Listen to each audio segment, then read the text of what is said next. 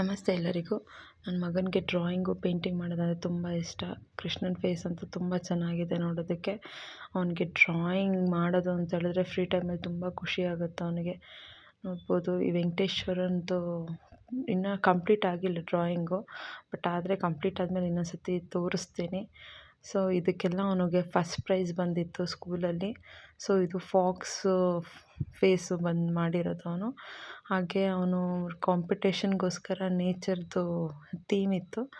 So ಅದನ್ನು practice ಮಾಡ್ತಿದ್ದ. So ಹಾಗೆ ನಾನು ಒಂದು ವೀಡಿಯೋ ಮಾಡಿಕೊಂಡೆ ತೋರಿಸೋದಕ್ಕೆ ತುಂಬ ಚೆನ್ನಾಗಿದೆ ನೋಡೋದಕ್ಕೆ ಅಂತ ಅಂದ್ಬಿಟ್ಟು.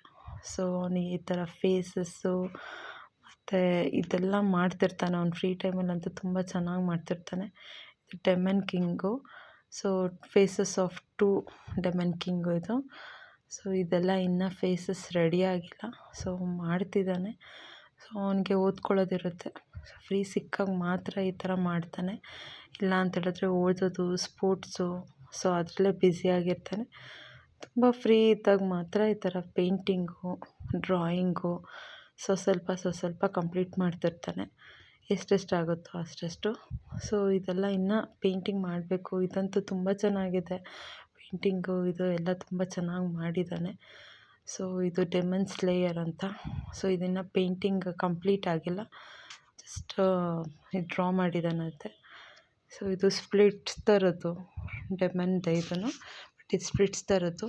ಇದು ಇನ್ನೂ ಫೇಸ್ ಕಂಪ್ಲೀಟ್ ಆಗಿಲ್ಲ. ಹಾಗೆ ನನ್ನ ಚಿಕ್ಕ ಮಗನೂ ಹಠ ಮಾಡ್ತಿದ್ದ. ಸೊ ಅವನದು ವೀಡಿಯೋ ಮಾಡಿಕೊಂಡೆ. ಇಷ್ಟ ಆಗಿದ್ದರೆ ಲೈಕ್ ಮಾಡಿ, ಶೇರ್ ಮಾಡಿ, ಕಮೆಂಟ್ ಮಾಡಿ.